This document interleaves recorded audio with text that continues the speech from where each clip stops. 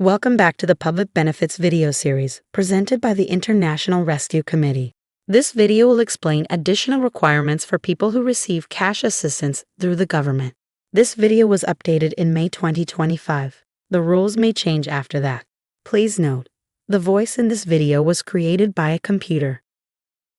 It is important to remember that the International Rescue Committee does not run these programs.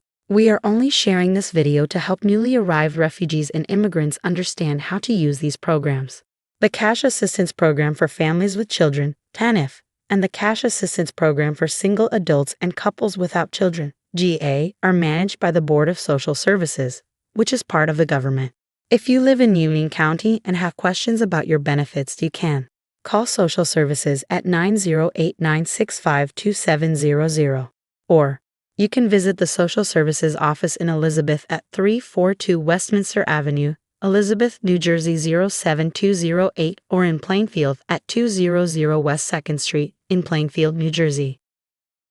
If you live in another county, you can find the phone numbers and addresses of Social Services offices in the video description box below.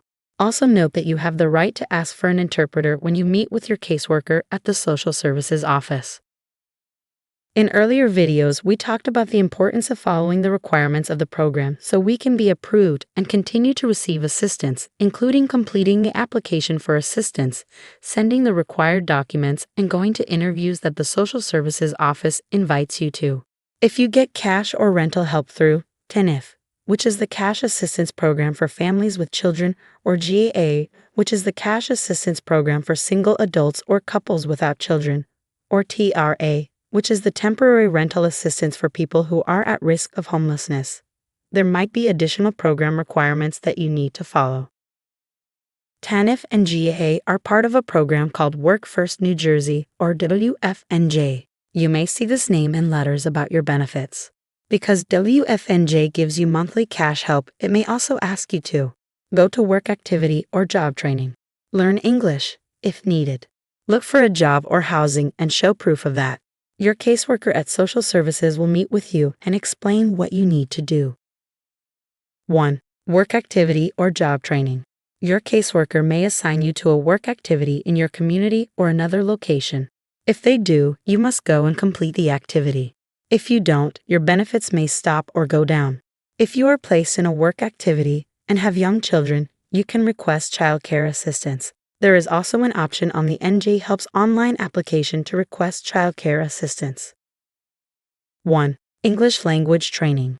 You may also be asked to go to English classes. These classes will be at a center that Social Services sends you to. You must go to class on time and regularly.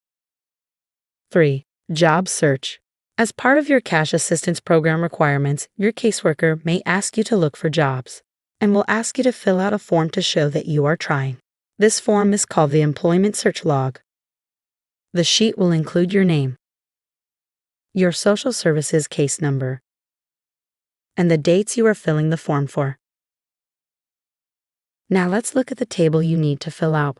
The first column says Name and Address of the Company. Here you will write the name and address of the company where you applied for a job. The second column says APPT Made. This is short for Appointment Made. This means, did you get a job interview? If yes, check the box.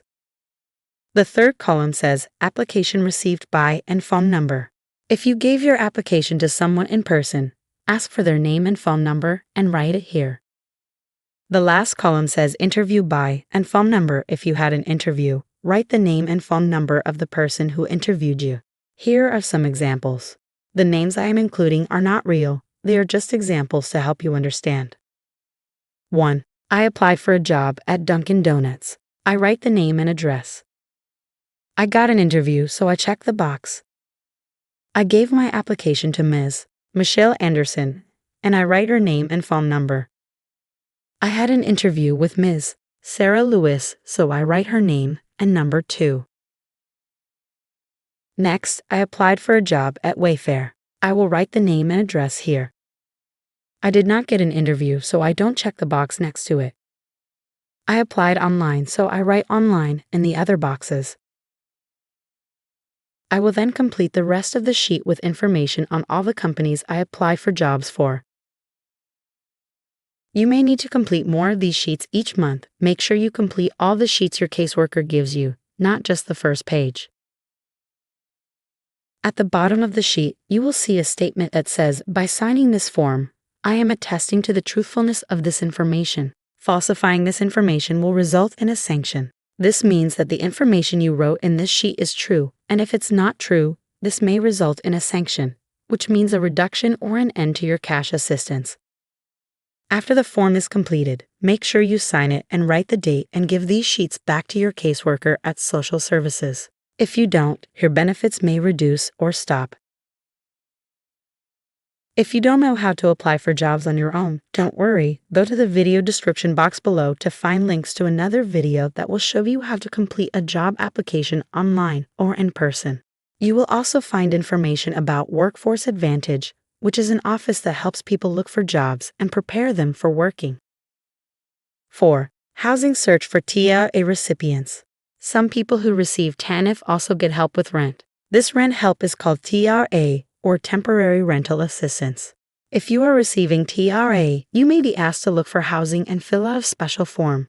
This requirement is only for people who get TRA. If you get TANF but do not get TRA, you do not need to do this housing search. The form helps you write down the apartments or homes you found. We have a separate video that shows you how to fill out the housing search form. You can find a link to that video in the description box below. Sometimes, people have problems or barriers that make it hard to go to work activities. In these cases, they may be excused. This may happen if you are sick, injured, or have a disability, if you are pregnant and close to give birth, if you just had a baby, or if you are taking care of a sick or disabled family member. These exemptions are not forever. They usually last for a short time. You may need to give new papers later to renew your exemption.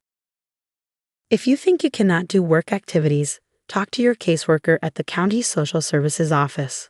This is the person helping you with your TANF/WFNJ case. Your caseworker will give you a form. A doctor or healthcare provider must fill out the form. Then give it back to your caseworker. They will look at your case and tell you if you are approved. If yes, you will not have to do work activities for a time. Later, they may ask for new medical forms to keep the exemption. Remember, if you have questions about your benefits or how to follow the program rules, talk to your caseworker at the social services office. They are there to help you. Thank you for watching.